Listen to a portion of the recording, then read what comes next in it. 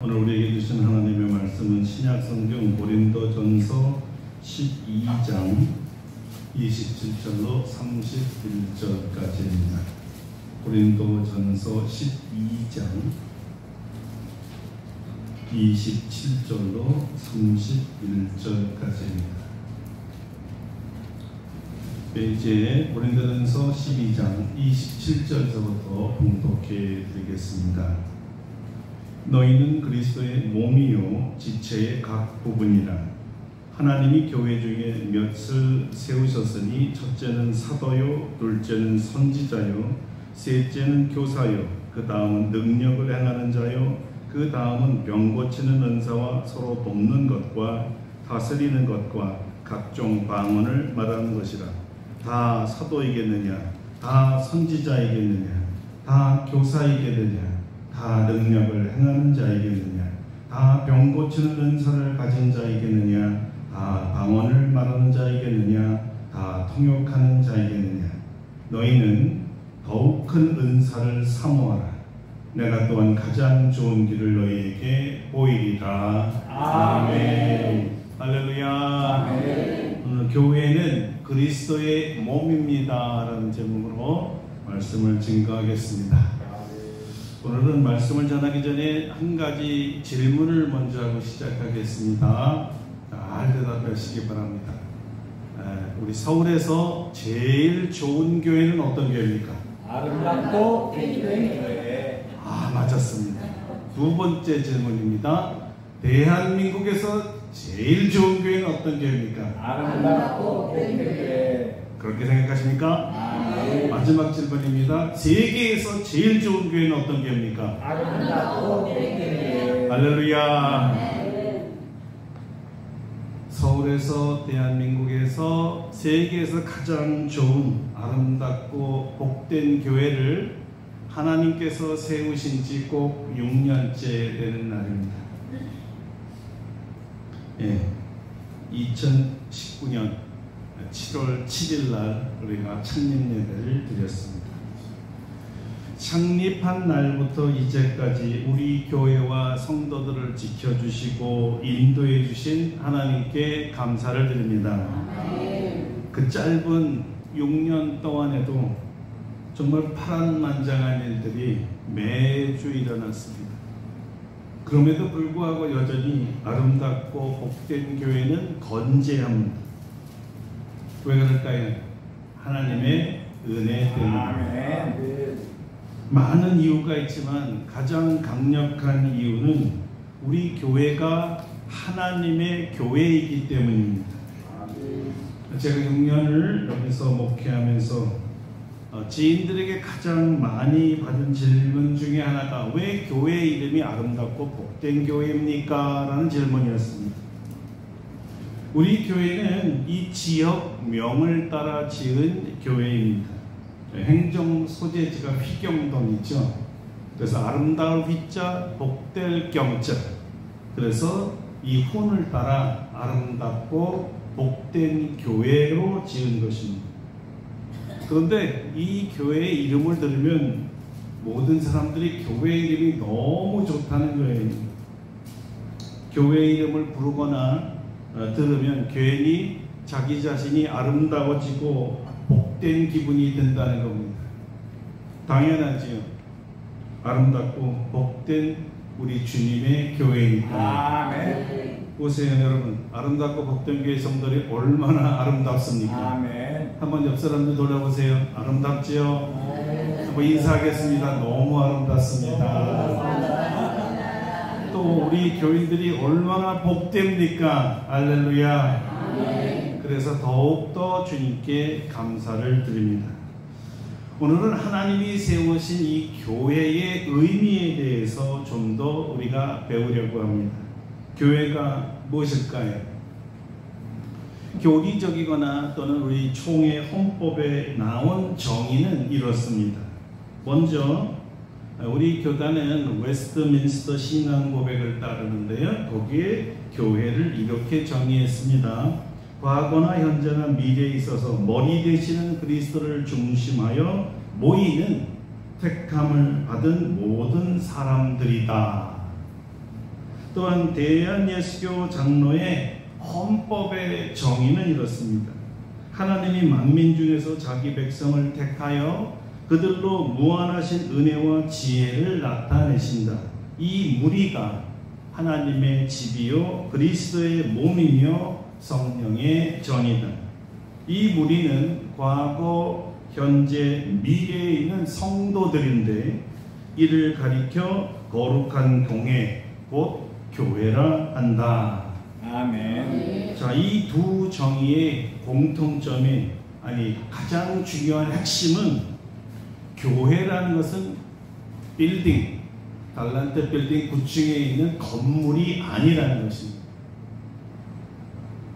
교회는 사람입니다. 즉 하나님의 백성들, 우리를 말하는 거예요. 예수 그리스도를 믿는 우리들, 아름답고 복된 교회 성도를 교회라고 말하는 것입니다. 교회는 예수 그리스도를 주와 그리스도로 믿는 사람들의 모임이에요. 할렐루야. 아멘.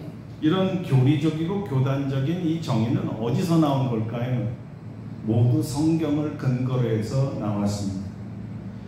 그 최고의 성구가 두 곳이 있는데요. 먼저 오늘 본문입니다. 다시 들어보겠습니다. 너희는 그리스도의 몸이요 지체의 각 부분이라. 자, 두 번째 성구는요. 에베소서 1장 22절서부터 23절입니다. 또 만물을 그의 발 아래 복종하게 하시고 그를 만물 위에 교회의 머리로 세우셨느니라. 교회는 그의 몸이니 만물 안에서 만물을 충만하게 하시는 이의 충만함이니라. 교회를 원어 헬라어로 말하면 에클레시아라고 하는데요. 원래 이 뜻이 불러냄을 받은 자들의 모임이에요. 누가 부르셨어요? 하나님이 부르셨죠. 그러니까 세상으로부터 구별되어서 하나님이 부르셔서 하나님께 속한 사람들의 모임 또는 공동체를 말하는 거예요. 이 공동체, 하나님께 속한 공동체를 하나님의 가족이라고도 말합니다. 그런데 이 두 성경 구절에서 사도 바울이 말한 그리스도의 몸 또는 너희라고 말한 이 사람들은 어떤 사람일까요? 성령으로 거듭나서 예수님을 주라 믿고 고백하는 사람들입니다. 교회 안에는 그리스도를 믿는 신자와 비록 교회에 출석하지만 아직 예수님을 주와 그리스도로 영접하지 않는 등록 교인이 있어요. 교회에 다니는 사람이 아직 예수를 믿지는 않아요. 차이가 뭐냐?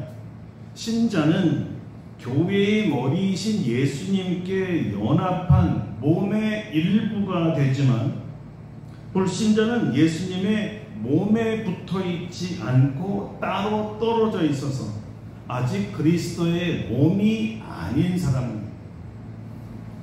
교회의 머리이신 그리스도의 몸이 교회요. 그 몸의 각 지체들을 성도라고 부르는 것입니다. 자, 이들의 특징은 무엇일까요? 첫째, 교회는요, 생명이 있는 유기적 존재입니다. 그러니까 건물이 절대 아니죠. 머리이신 그리스도로부터 생명을 공급받습니다.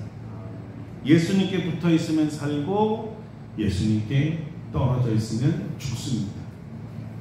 이 이치를 잘 설명해 주신 예수님의 비유가 포도나무 비유입니다. 주님이 포도나무이고 우리가 가지라고 말씀해 주셨습니다. 그런데 이 가지가 나무에 붙어 있으면 살고 열매를 맺지만 이 가지가 나무에 붙어 있지 않으면 열매를 맺기는커녕 죽습니다. 생명을 공급받지 못했기 때문이죠. 그러므로 예수님은 생명의 주이십니다. 우리가 살고 죽는 것이 예수님께 달려있다면 예수님은 생명이십니다. 또 주님이 이렇게 스스로를 선포하셨지요. 나는 부활이요 생명이다. 또는 나는 길과 진리와 생명이라고 말씀하셨어요. 생명이신 예수님을 주와 그리스도로 믿으면 영생을 삽니다. 머리이신 주님을 떠나서는 몸의 지체들은 살 수가 없습니다.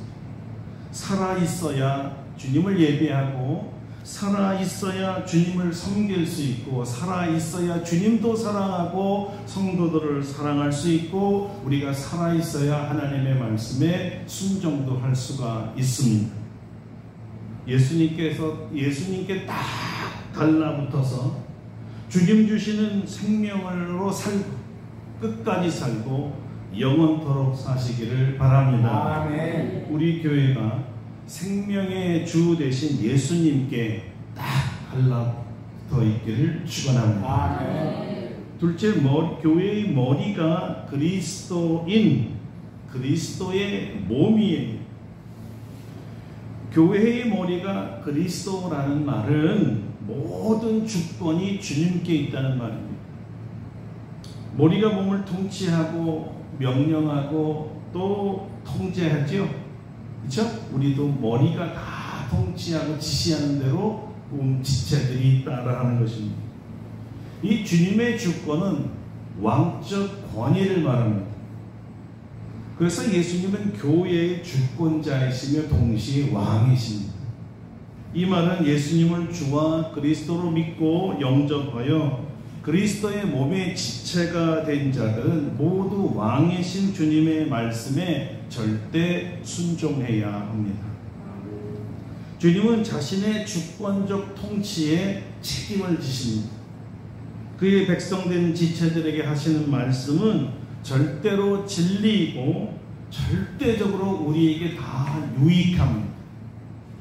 그래서 말씀을 지키는 자를 보호해 주시고요. 그러므로 주님의 말씀을 순종하는 자는 다 복을 받는 것입니다. 그런데 문제가 있습니다. 그리스도의 몸에 연합하여 몸의 한 지체가 되었는데도 주권자이시며 통치자이신 메시아 왕 예수님의 말씀을 순종하지 않는 자들이 있습니다. 어떻게 될까요? 몸의 비유를 말씀해 드리겠습니다.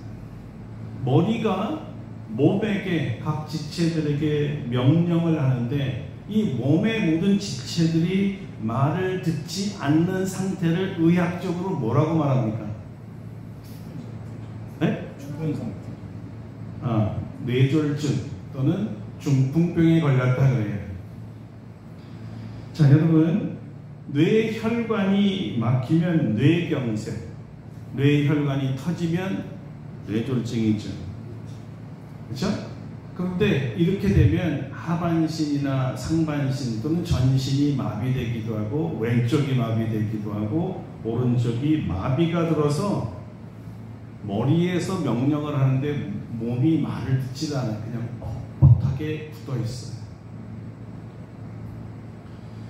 뇌가 명령하는데도 이 명령하는 대로 할 수 없기 때문에 뇌는 조심해 그러는데 몸이 말을 듣지 않아서 넘어지는 거죠. 심하게 넘어지면 죽기도 해요. 그런데 이게 비유지만 교회도 이런 현상이 일어난다는 거죠. 주께서 말씀하셨는데 몸의 지체들인 성도들이 들은 채 만 채 움직이지 않는 교회, 아니 어쩌면 움직이지 못하는 상태에 있는 교회가 됐다는 것은 영적 뇌졸중에 걸렸다는 거죠. 움직일 수 없는 교회는 열매도 없습니다. 이런 기간이 장기간이 되면 결국은 죽는 거예요.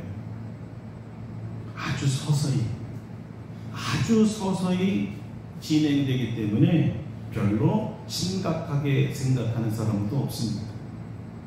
병은 속으로 점점 깊어만 가는데 몸은 굳어지는데 마음대로 안 되는 상태가 가다가 결국 터미널로 가는 거예요. 여러분, 왜 뇌졸중을 중풍이라고 불렀는지 아십니까? 이 중풍은 여러분이 잘 아는데 가운데 중자에다 바람풍자를 썼는데요. 그래서 바람에 맞았다라는 뜻이에요. 이 표현은 갑작스럽게 쓰러지는 증상을 바람에 맞은 것처럼 비유적으로 고전적으로 표현한 거라고 하네요. 이 풍은 한의학에서 갑작스럽고 예측할 수 없는 변화를 상징한다고 합니다. 예를 들어 바람처럼 갑자기 찾아와 몸의 한쪽이 마비가 되거나 쓰러지는 증상을 설명할 때 사용됐죠.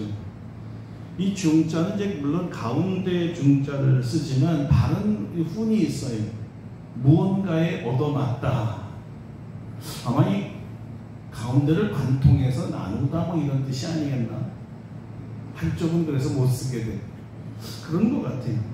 명중하다, 가운데를 관통하다라는 뜻도 있답니다. 그러니까 중풍은 바람에 맞아 쓰러진 것 같은 치명적인 상태를 말하는데, 이게 희한하게도 영어에서도요, 이 중풍을 스트로크라고 해요. 스트로크. 근데 이 스트라이크의 과거거든요. 강하게 치다, 강하게 치다, 바람으로 강하게 쳐서 쓰러지다. 동서양의 뜻이 똑같아요. 중풍이 말이죠. 그런데 이 현상이 교회에서 똑같이 일어난다는 거죠. 갑자기 교회 행정이 마비되고 행사가 중단되고 갑자기 교회가 넘어가는 거죠. 여러분이 갑자기라는 말을 유의하셔야 됩니다. 뇌졸중은요, 서서히 진행되는 게 아니에요. 어떤 순간에 갑자기 탁 발생하는 거죠. 손 쓸 새가 없어요. 그래서 갑자기 쓰러지는데 방법이 없다는 거죠. 이렇게 쓰러진 교회들은요, 역사에서 보니까 다시 일어나지 않는 교회가 대반입니다. 바울이 세운 소아시아, 지금 터키라고 그랬죠. 7교회 자취가 없잖아요. 그냥 관광지입니다. 마케도니아 또 아가야 건너서 유럽의 현대 모든 교회에 이르기까지 교회가 중풍을 맞은 뒤에 다시 일어난 교회는 별로 없습니다. 다 쓰러져 있습니다. 아마 여러분이 유럽 여행을 가서 주의를 지키려면 아주 힘듭니다. 교회를 찾기 힘들어요. 다 문을 닫았기 때문이죠. 자, 우리 아름답고 복된 교회는 이미 마비 현상이 일어나지 않고 주님 오실 때까지 계속해서 건강하게 존재하는 교회가 되기를 소망합니다. 아멘. 여러분 소망하세요? 아멘. 어떻게 하면 될까요? 단 한 가지밖에 없습니다. 머리 대신 주님의 말씀에 무조건입니다. 무조건 예, 아멘 하며 순종하는 것뿐이에요. 여러분 순종하시겠습니까? 아멘. 머리가 명령하고 몸이 그 명령에 따르면 건강한 몸이란 뜻이에요. 반대로 머리가 명령하는데 몸이 제 마음대로 안 들어, 이건 문제가 일어나는 거예요. 몸에 병들었다는 거죠. 우리 주님의 말씀에 순종하는 성도들, 순종하는 교회가 된다는 것은 건강하다는 겁니다. 여러분의 믿음이 건강하면요, 저절로 성장합니다. 다 아파서 병들어서 주의 뜻대로 살지 못하니까 교회의 성장이 멈춰 있는 거죠. 자, 셋째로 교회는 아주 다양한 지체들로 구성이 됩니다. 자, 이 말은 주님께서 다양한 사람들을 부르셨고 몸에 연합시켰다는 뜻인데요. 여러분 보세요. 우리 지체들 몸의 기운이가 머리서부터 눈썹, 눈, 코, 인중, 입술, 귀, 목, 밑으로 손발 쭉 장기들까지 다양하죠. 하나도 같은 게 없습니다. 다양하죠. 마찬가지로 우리 성도들 중에 똑같은 분이 단 한 분도 없습니다. 다릅니다. 자, 한 몸이니까 다 같은 줄로 아는데 같은 지체가 하나도 없다는 사실입니다. 이 하나도 같지 않고 다 다른 지체들이 온전한 이유는 교회의 머리가 예수님이기 때문입니다. 예수님이기 때문에 몸을 여전히 하나 되게 만들고 하나의 신앙으로 갖게 만들고 하나님만 믿게 만들고 하나님 말씀에만 따르게 하는 거예요. 그래서 기적이라 그러는 거예요. 예수님이 우리를 통치하지 않고 사람이 통치하면 다 자기 멋대로 하고 싶어 하는 거죠. 성경은 우리가 서로 다르지만 한 몸에 붙어 있는 지체라고 설명하고 있어요. 14절입니다. 몸은 한 지체뿐만 아니요 여럿이다. 지체가 다양하다라는 것은요, 사실 문제 발생 가능성이 너무나 많다는, 다 달라요. 해석하는 게 다 달라요. 예배 다 좋아하지 않아요. 방식을 말이야. 왜 이런 식으로 안 하지? 나 같으면 다 각자의 원함과 해석이 있어요. 좋아하는 게 다를 수 있어요. 그래서 사도 바울이 이런 비유를 한 겁니다. 만일 발이 이르되 나는 손이 아니니 몸에 붙지 아니하였다 할지라도 이로써 몸에 붙지 아니한 것이 아니요, 또 귀가 이르되 나는 눈이 아니니 몸에 붙지 아니하였다 할지라도 이로써 몸에 붙지 아니한 것이 아니니. 또 무슨 말일까요? 지체가 발, 손, 눈, 귀 다양하고 그 다양한 만큼 기능도 다 다르죠. 그런데 발이 자기는 손이 아니니까 나는 몸이 아니다 말하면 이게 말이 됩니까? 네? 손이 아니기 때문에 나는 몸이 아니다. 이건 어불성설이죠. 한 몸에 여전히 붙어 있잖아요.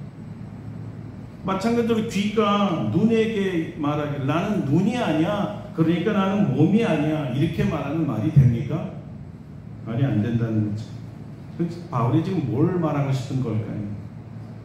발에게 손의 기능을 요구하니까 발이 나는 손이 아닌데 어떻게 발의 일을 시킵니까? 아이, 차라리 내가 몸이 아니라고 생각하고 나에게 그런 일 시키지 마세요, 이런 뜻이죠. 갈등이 일어난다는 거예요. 또 구체적으로 우리 얘기를 하면 이렇습니다. 봉사부장에게 선교부장의 일을 맡기면 내가 선교부장 아닌데 왜 나한테 선교를 시키라고 합니까? 나 아예 그럼 이 교회에서 빠지겠습니다. 말이 됩니까? 아예 없는 사람 취급하고 나 시키지 마세요. 이건 다 교회를 마비시키게 만드는 일이죠. 자, 이렇게 되면 교회가 건강할 수 있겠어요? 바른 방향으로 나아갈 수 있겠습니까?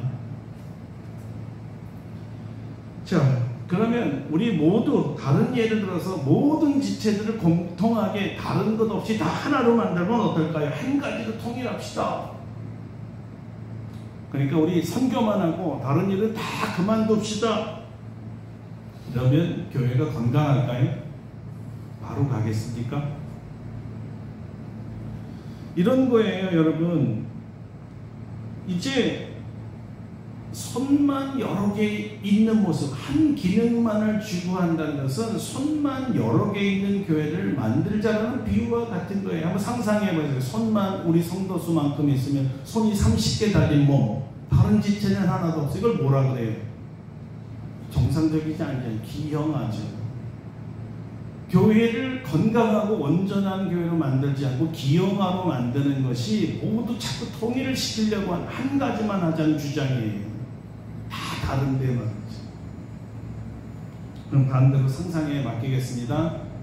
우리 그냥 귀만 역사하는 교회를 잘 듣기만 합시다. 손발 우리 힘들어서 못해. 듣는 거로 끝냅시다. 다 들으면 귀가 몇 개죠? 30개? 2개씩이니까 60개? 그것도 기염하잖아요. 듣기만 잘하고 손과 발의 기능을 안 하면 그것도 고장난, 문제 있는, 병든 몸이 되는 거죠. 자, 여러분, 주님은 그래서 몸의 지체들을 다양하게 부르시고 온전한 몸, 보기 좋은 몸, 아름다운 몸, 복된 몸으로 만드신 것입니다. 다양한 지체는 다양한 은사를 말하고요, 다양한 직분을 말합니다.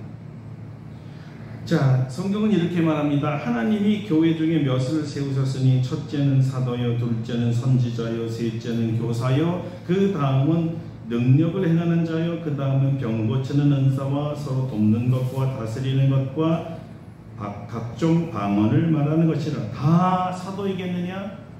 다 선지자이겠느냐? 다 교사이겠느냐? 다 능력을 행하는 자이겠느냐? 이해되셨어요? 모든 은사와 재능이 다양한 것들이 합해지고 어우러져서 주님의 명령을 순종할 때 가장 건강한 몸, 가장 열매를 많이 맺는 몸, 가장 행복한 몸이 되는 것입니다. 어떻게 이렇게 서로 다른 다양한 지체들이 하나가 될 수 있고 일사불란하게 머리이신 주님의 명령에 순종하는 교회가 될 수 있을까요? 어떻게 하면 됩니까? 우리 아름답고 복된 교회처럼 하면 되겠죠. 어떻게 했죠 우리가? 그 답이 마지막 절에 있습니다. 너희는 더욱 큰 은사를 사모하라. 내가 또한 가장 좋은 길을 너희에게 보이리라. 과연 사도 바울이 말하는 더 큰 은사 또는 가장 좋은 길이 무엇일까요? 그 은사와 길이 바로 사랑입니다. 교회 지체 간에 하나 되게 하는 일, 서로의 은사를 인정하고 함께 어울려서 협력하게 하는 길, 서로를 축복하며 각자 맡은 직분을 잘 감당하도록 돕는 일, 모두가 참여하여서 효과적이고 생산적이며 기쁨과 감사를 창출하게 하는 일, 함께여서 행복하게 만드는 길, 그 결과 건강하고 열매 맺는 교회가 되게 하는 유일한 방법, 유일한 길은 뭐라고요? 네? 뭐라고요? 우리가 잘했던 것 같은데 여러분들 했던 거잖아요. 뭐라고요? 사랑. 예, 사랑입니다. 이게 입의 은사를 가진 분들이 기능을 안 합니다. 여러분, 지체 간에 사랑할 때야 비로소 지체 간의 불협화음이 없어지고요, 화목하게 되고 일치하게 되고 성취라는 것이 이루어지는 거예요. 사랑은 모든 이 지체들을 묶는 몸속의 혈관과도 같습니다. 지체에 혈관 안 들어간 데가 없죠? 모든 몸에 다 혈관이 들어갑니다. 모든 에너지를 지체마다 신속하게 공급해주고 효과를 극대화하게 해주는 영양 공급관과도 같은 거예요. 그래서 여러분, 사랑이 빠지면 마치 몸에 피가 빠진 것처럼, 피가 빠져서 피가 돌지 않으면 어떻게 됩니까? 일시적으로는 모든 몸의 기능이 저하되고 중단되고 상실되죠. 우리도 모르게 교회가 자꾸 시들해지고 교회 이 지체 간에 자꾸 단합이 잘 안 되고 화목도 안 되고 이리 가자 저리 가자 다툼이 생기고 또 무엇을 하자고 해도 의욕이 상실돼서 아무것도 안 하게 되고 차갑고 냉담한 기운이 돈다면 그 몸에 문제가 생긴 거잖아요. 그러니까 점검해 봐야 돼요. 우리 몸의 상태가 지금 어떤 상태인가를 점검해 보아야 한다는 거죠. 무엇을 점검해 볼까요? 제일 먼저 뭘 점검하면 좋겠습니까? 우리 지체 간에 서로 사랑하지 않아서 담이 생겼나? 사랑을 체크해 봐요. 혈관을 체크해 보는 것이죠. 그래서 우리 지체 간에 누가 지금 사랑을 느끼지 못하고 있고 사랑 결핍증에 빠져 있는가?